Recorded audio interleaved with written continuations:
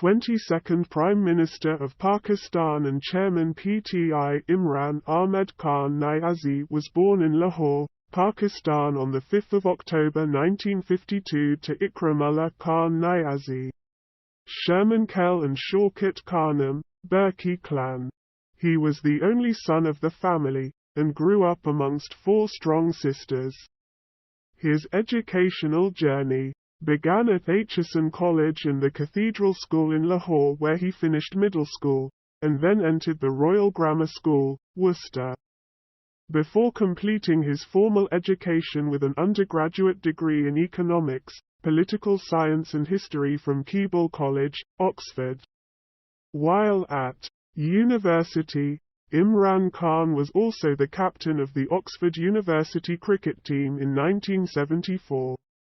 Imran Khan went on to become one of the top cricket all-rounders in the world, and remained captain of the Pakistan cricket team for 10 years, while his cricketing journey for the national team spanned between his debut in 1971 and the historic World Cup win in 1992.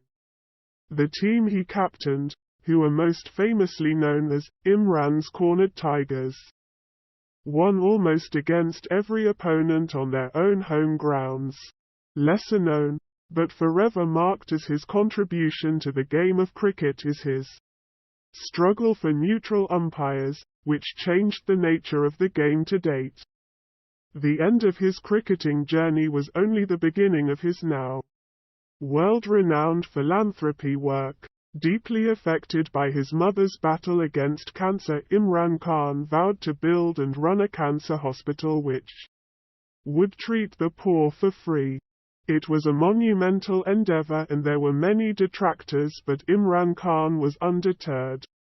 While watching his mother suffer, he had realized that the early diagnosis and proper treatment was both unavailable and ill-affordable for the poorest of the poor in his country. Having resolved to do the impossible, Imran Khan set his considerable energy and commitment to the task, and within a short span of 2 years, he launched the biggest crowd-funded campaign to make his mission a reality, and Shaukat Khanum Cancer Hospital, a world-class facility, opened its wards for the treatment of the poorest citizens of Pakistan on December 29, 1994. Today, the hospital treats 70% of its patients for free, and has its current biggest facility in Peshawar, and another facility set to be inaugurated in Karachi at the end of 2018. Over 50 billion has been spent on the treatment of the poor over these 24 years. It was Imran Khan's foray into philanthropy and his interaction with the common people of Pakistan that led to the idea of him entering the political arena. His movement for respect of law, equality for all, meritocracy, development of human capital and above all anti-corruption took root in as he came in contact with the ordinary citizens of Pakistan. His journey to discover his own roots took him all over the country, and he found his purpose in life in the service of the most marginalized and exploited masses of Pakistan. The shy young cricketer who had always challenged the idea found his calling, and on the 25th of April, 1996 he officially formed his political party, the Tehreek-e-Insaf, Pakistan's Movement for Justice. Imran Khan first entered the National Assembly of Pakistan in 2002, his party winning a single seat, his own, from his home region of Mianwali. He reciprocated his gratitude to the people of the region by beginning work on a top-class university and knowledge city, known as Namal University. Set in a remote region, against mountainous backdrops, 90% of the students at the university come from humble backgrounds and study on scholarships. The degrees awarded at the university are in affiliation with Bradford University, where Imran Khan has also been honored as a chancellor. Along with his ongoing philanthropy work, Imran Khan's political career has been constructed on love for the people of Pakistan, and he has not shied away from controversy, often taking up positions against the status quo and challenging corruption, exploitation and oppression, whether by internal forces wanting to hold Pakistan hostage to an extractive political environment or taking up the campaign against drone attacks by the US, highlighting the illegality of extrajudicial killings, with a high civilian death toll in Pakistan's tribal belt. He was also one of the leaders of the lawyers' movement, where the nation was mobilized in its campaign for a free and fair judiciary in 2007-2008. The movement peaked when Imran Khan was arrested at the behest of a dictator amongst a jam-packed student body at Punjab University. Emerging from jail a few days on after heavy pressure when worldwide protests broke out calling for his release, where his two young sons Qasim and Suleiman II was seen in London protesting for the release of the Abba, Imran Khan spoke not of abysmal jail conditions for himself, but rather pointed out the eye-opening lack of justice within our prison system, where even those wrongly accused, or who had served their terms, were simply languishing in jail because no one took up their cases to defend them.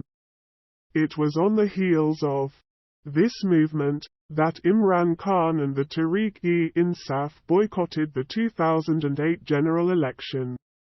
This was at the peak of Imran Khan's anti-drone campaign, and the campaign against extraordinary renditions of Pakistani citizens in the name of the war on terror. He constantly raised his voice on what was now a free media to the plight of the internally displaced, and it was in October of 2008 when he galvanized a fundraising campaign to raise funds to rehabilitate regions that had been left devastated by an earthquake that killed over 80,000 Pakistanis. Under his IKF fund, he raised over $1 billion in earthquake relief funds and also mobilized volunteers across Pakistan to help with the rehabilitation process.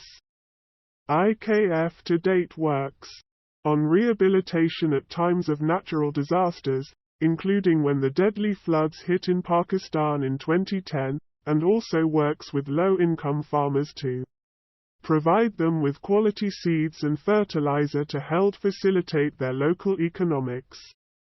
2008 on Imran Khan continued his human rights campaign against drone attacks, and led many sit-ins against the extrajudicial killings across the country. As the popular narrative took a turn towards the war that was becoming unpopular globally, a massive public rally at Lahore's historic Minar-e-Pakiyatan on the 30th of October 2011 propelled Imran Khan's party into the mainstream. The youth that he had predicted would be his voters some 12 years back had come of age, and PTI became an idea whose time had come. In Imran Khan's own words, change was not just coming, it had arrived in the form of a new Pakistan whose vanguard was the youth.